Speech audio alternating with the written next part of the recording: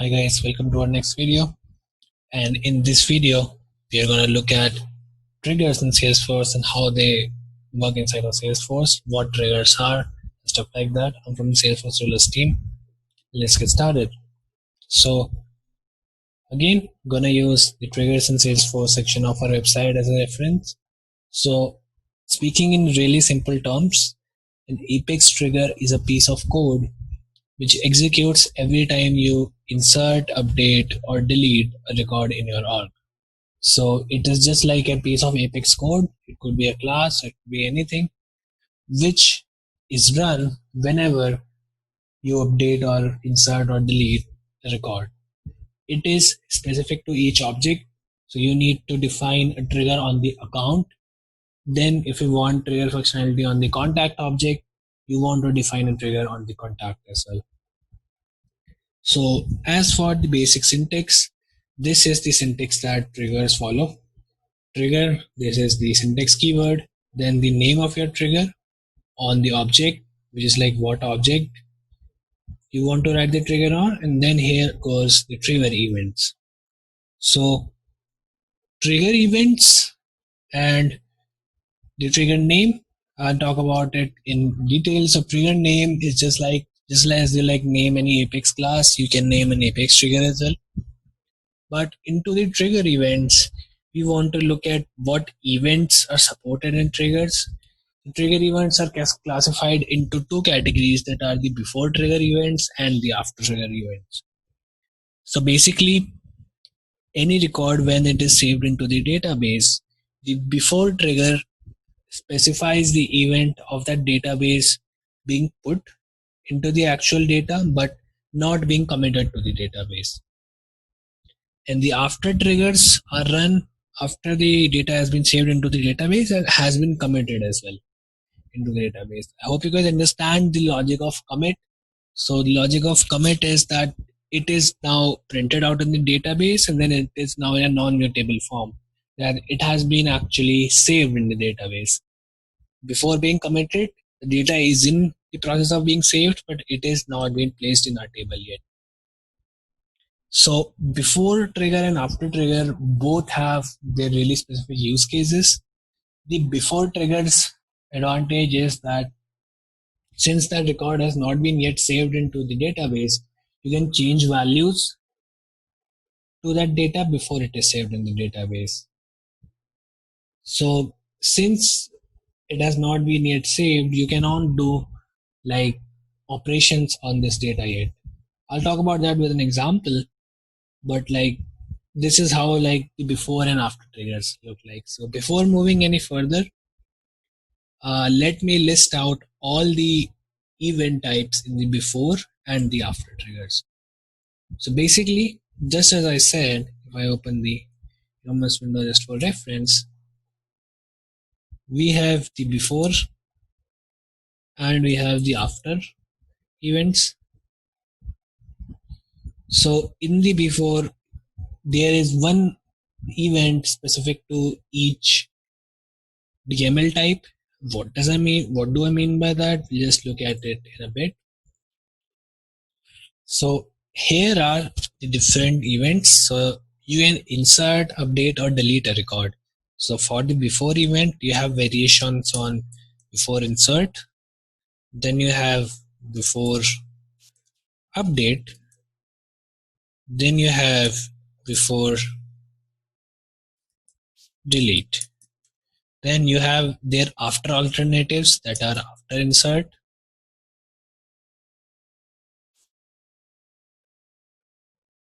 after update, after delete, and after undelete. We're going to talk about this undelete now. So once a record is deleted, it gets moved into the recycle bin. So when you restore that record from the recycle bin back to the database, then this undelete DML operation occurs. But as you can notice, there is no before undelete. So as we mentioned that the before runs before doing any committing to the database, but With the undelete case, before it has been like pulled out from the recycle bin, there is no database interaction. It is there in the recycle bin, and we moved it out to the actual database. So that is when the data becomes available to us. We don't have a before and delete because we don't have that data available yet. It's still in the recycle bin. In all the other cases, you have the data available already to you. In the case of insert, the data is already available to you. It is being sent into the database. So you have it available so that we have a before available. Then in the case of update as well, you have an existing record which is getting updated. In the case of delete as well, you have a record which is deleted. In the case of undelete, you don't have that record until you have actually undeleted it, and the undeleted DML operation has been committed to the database. So that is why we don't have the undelete operation in the before event. Now, one really important thing to keep in mind is that on each record that you save, let's say you are saving a new account record. So it has some system generated fields like the ID field, the most important field that is used to represent each record uniquely. Then you have fields like created by, created at, last updated at. So all these fields are populated in the after operation because these fields are populated after the record has committed to the database. So that is why if you are using a before insert, if you try to fetch the value of these fields, you will see null values. But if you use the after events, these fields will be populated because you are fetching these fields after the record has committed to the database. Similarly, if we talk about formula fields, so the formula fields are not calculated in the before triggers. Formula fields are only calculated in the after triggers. So if you are using a before trigger and doing some logic based on a formula field, that will not work correctly because that field will not be calculated until after the record has committed to the database. And lastly, a really quick point that a lot of people miss is about roll-up summary fields. So let's say you have a roll-up summary field on the account, and if that field updates for some reason, then that field also fires this trigger, so that because that roll-up summary updation is counted as a DML operation on the account. So that will fire any triggers you have on the account record. So now let us do one thing. Let me define a new trigger on the account. So I'm going to go to account triggers. Now we don't have any triggers defined.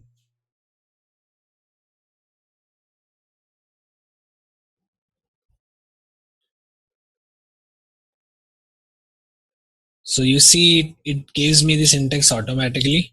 I just need to replace things here. I'll say my first trigger on the account object. Already populated account here because we were developing a trigger on the account. And then for now, in the case of events, I'm gonna run this event after my account has inserted. And for now, I'm just gonna put a system.debug here and say account created. Right, you'll see this checkbox here called is active. So you can have triggers created on your account object, but that trigger will not work unless you have activated your trigger with this checkbox. So if I create this trigger and I uncheck this, it's not gonna work. So let me keep this active now and just save it. I save it, and I think I missed a single quote here, but I am gonna save it. So my trigger is now ready. It is set up on the account object. So to test this out and to see this debug, to confirm that this trigger is being fired, what I'm gonna do is I already have my developer console open, which is gonna create my logs right here in the log section. So I go to my org, I go to the accounts tab, I click on new, and I put trigger test, and I save this. So as soon as I save this, I go to here and I see this log created here with the 001/e. So 001, as you know, is the prefix for the account object, because you see all record IDs of the account object start with 001. So I'm gonna open this log.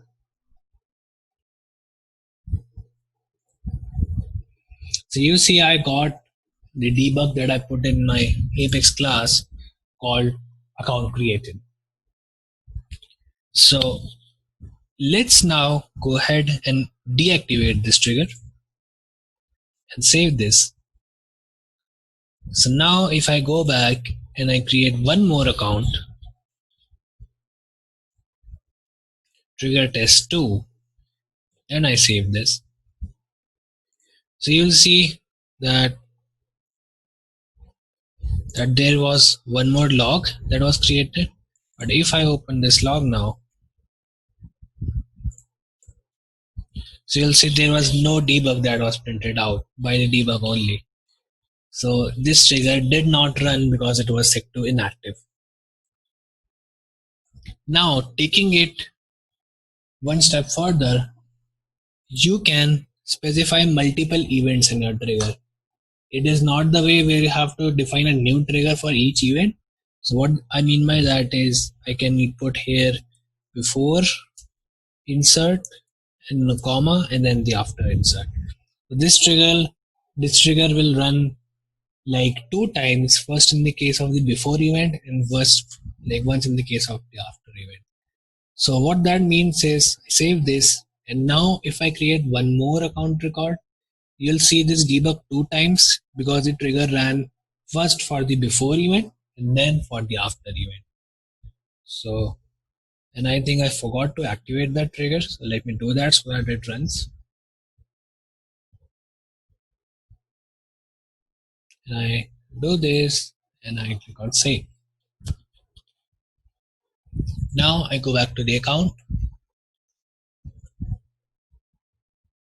I click on new, and I put one more data here and I call it trigger test 3. I click on save.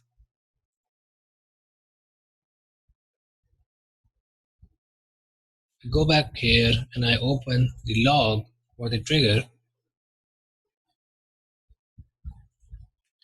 and you can see that our trigger got called 2 times instead of one. So that was because it ran for the before event and for the after event as well. So now, since we confirmed that the trigger indeed runs 2 times, the next step is, or the next topic to talk about here is context variables inside of triggers. So context variables inside of triggers are certain standard variables that are used by Salesforce, which provide us a lot of functionality inside triggers. What are these variables? You can check them out on our websites right here. These are the variables. We have the is executing variable, which returns true if this is being updated or this code is running in the trigger context. And then we have is insert, is update, is delete, is before, is after, and all of their functionality is defined right here. So you can use any of these context variables by using their particular syntax, which is, let me show you guys what that syntax is. Let us first take the example of this is executing. I'm going to debug is executing, and then I'm going to use this by the syntax, which is trigger dot is executing.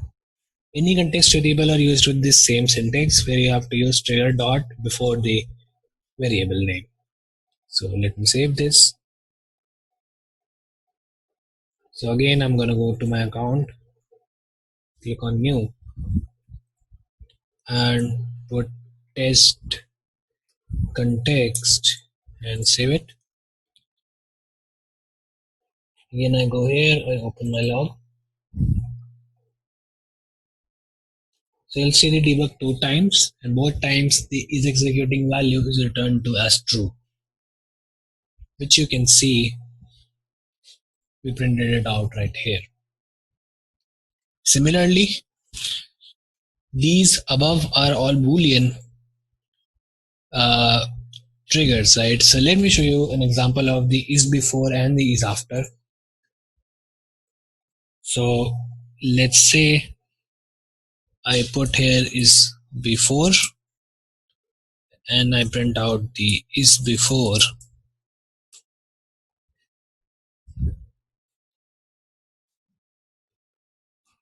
and then I put here is after and I print out the value of is after. I save this trigger again, I go back and I create one more new account record and I name it trigger finale and I save this.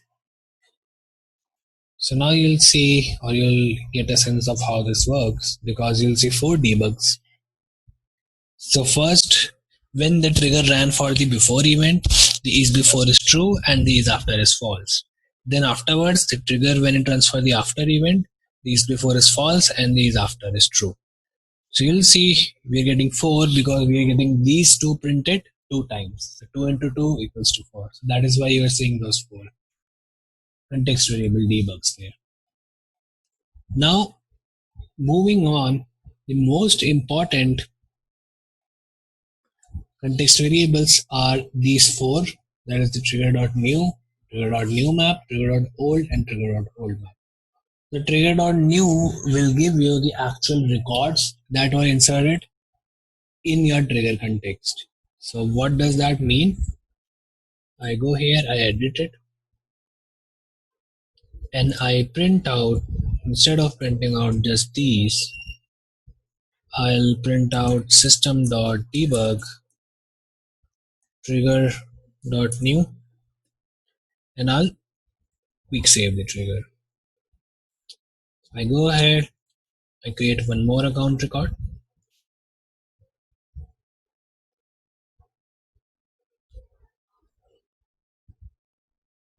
and I'm gonna name this account record new account and I'm gonna save it.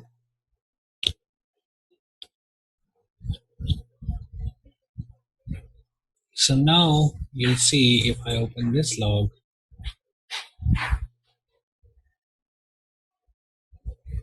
you'll see first the trigger.new is printed for the before time, and you'll see like you can see that the name of our trigger is new account that we just imported, but a lot of the other fields are null and you'll not see or not find. You see that the ID right now is printed as null here. But if I check out the trigger.new debug, in the case of the after event, you'll see that the ID is now populated. And then we have the same record which is named as new account.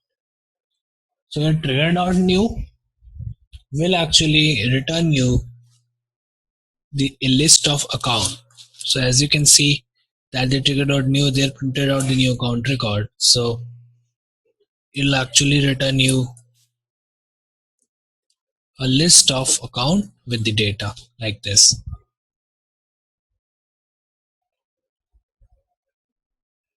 And then the alternative to using trigger.new is trigger.new map.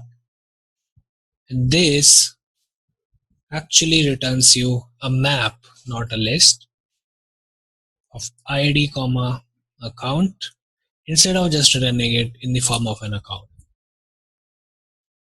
Trigger.new map like this. So let us try and run this right now. I go and create one more account.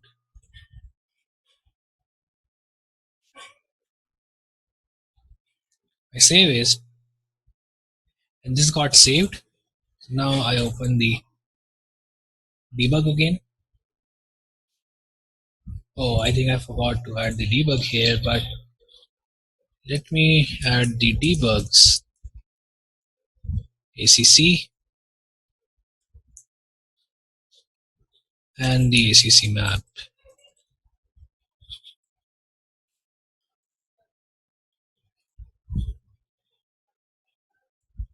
Gonna name it anything. I open the debug log again. So here you'll see in the case of before you get the whole trigger.new, but you'll see that you get the trigger.new map as null in the case of the before event.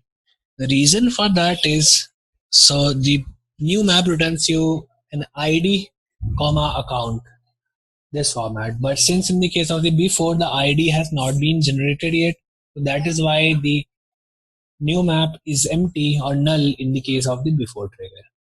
But in the case of the after trigger, after the ID has been populated, you are able to see the new map returning a value here like this. So this is how the value gets returned. You'll see the ID here, which is the key of the map, and then you have the account record as the value of the map. Let me close all of these out. Again, now moving on to the trigger.old and trigger.old map. Let me use the same example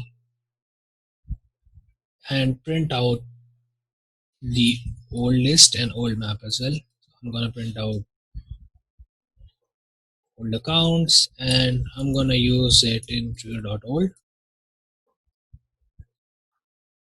Then I'm gonna create a map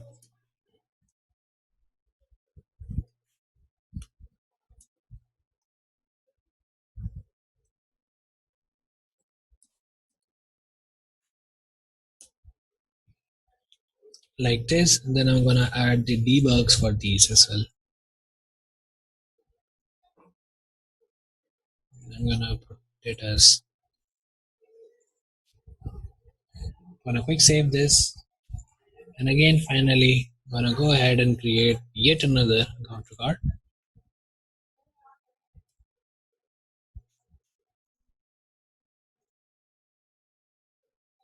So we open the log for this. You'll notice something really peculiar here, that this is the trigger.new. So you'll see this is the trigger.new in the case of our before event. So apart from the trigger.new, all three values that were returned to us were null. So our trigger.new map, trigger.old and trigger.old map, all three of these were returned as null. So these are returned null because what trigger.old does is, if you check our website, that the trigger.old gives you the prior values before you started doing the transaction. So, but in the case of the insertion, there was no record before you started doing the transaction. So this trigger.old is only available in the case of update and delete operations, because trigger.old will give you the value of the stuff that was present before you started doing the transaction. So you'll see in the case of the after, you have trigger.new and new map, but the old ones are null again. So in order to demonstrate this, I'm gonna move this trigger to after update operation of the account. Then I'm gonna go back to my account, go here, and I'm gonna change the value here from catch 380 to updated catch 380, and I'm gonna save this. Now I open the latest log again and I open the values here.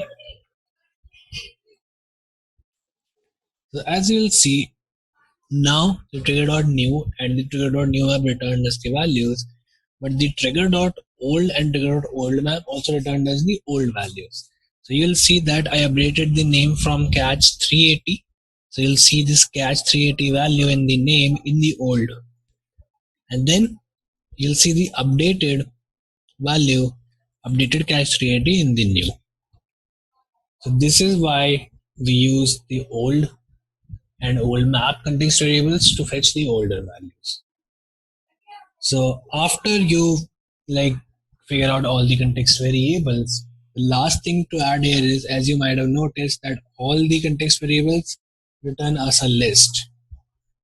So that means that if you update like 10 account records together in one single transactions, maybe through an Apex code or a batch clause or anything, this trigger.ino will contain 10 accounts in that example.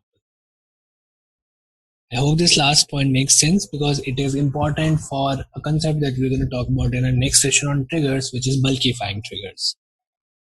So this session is up to this point only because we're just going to talk about the basics of the context variables and everything. So I hope you guys understood the triggers, and I'm going to see you in the next session.